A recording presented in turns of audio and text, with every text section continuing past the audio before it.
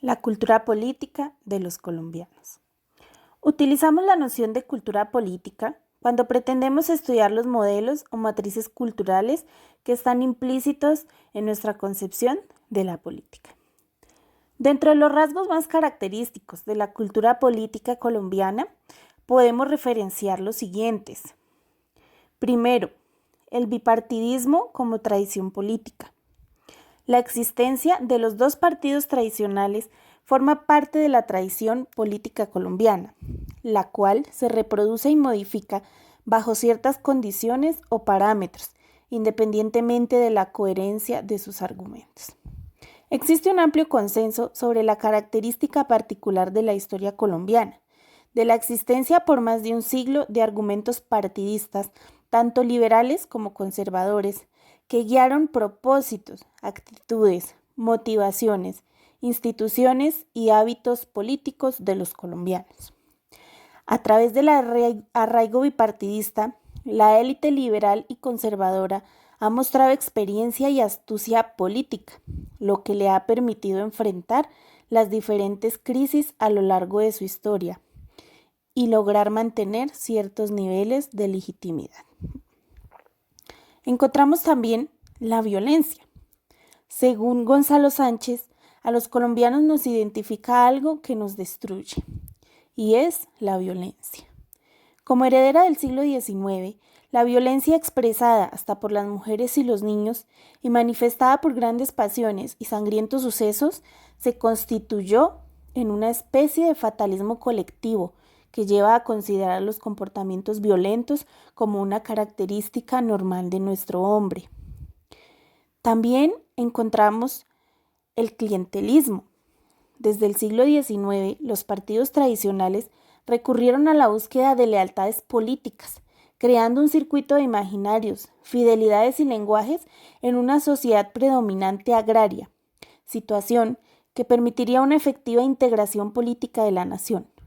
Es así como el fenómeno clientelista se ha manifestado de las más diversas formas, siendo durante el Frente Nacional cuando toma mayor fuerza, dada la ampliación del aparato estatal.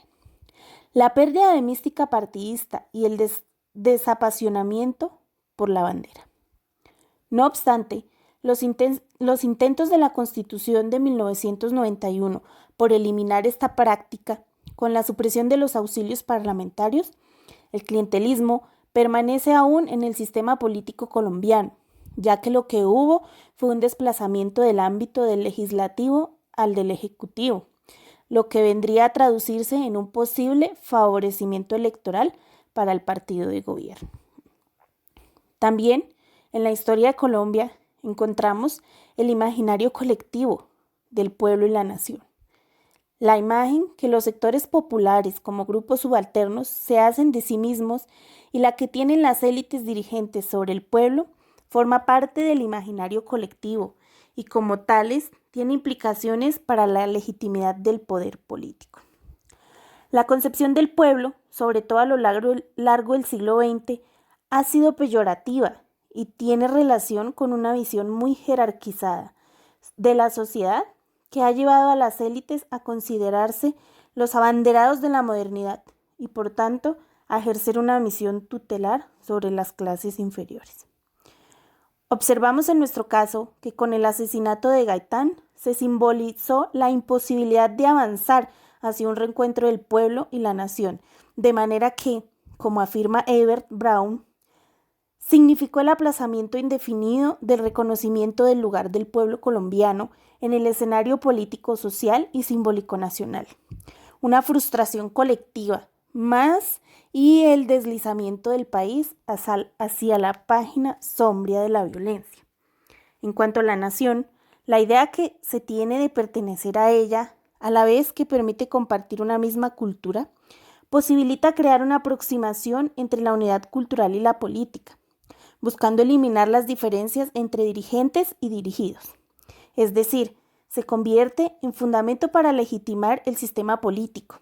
De ahí que la idea de pertenencia a una nación se convierte en un medio para legitimar las desigualdades. Otra característica de los colombianos es la Iglesia. Durante el siglo XIX y hasta mediados del presente, la religión católica se constituyó en la piedra angular del comportamiento normativo de la población colombiana. De este hecho resulta el carácter confesional de los colombianos y la estrecha relación de lo político y lo religioso, al menos hasta el Frente Nacional.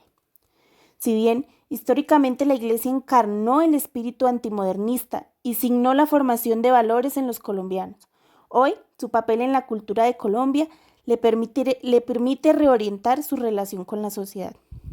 Una relación más atenta e inteligente desde los estamentos eclesiásticos, con las propuestas que se esbozan desde la sociedad en torno a la necesidad de configurar una ética civil o un eventual avance desde la Iglesia a la formulación de una política capaz de incidir en un mejor clima para el respeto a la vida y los derechos humanos.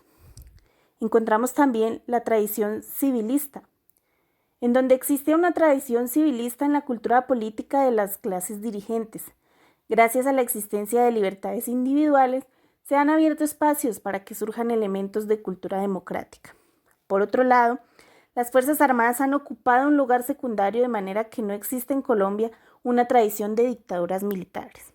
Lo anterior no traduce que el civilismo colombiano sea sinónimo de civilismo democrático. Tenemos por último el individualismo.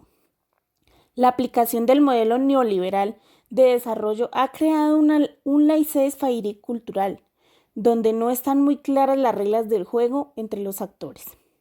Encontramos el predominio de un cierto individualismo frente a la sociedad y el Estado.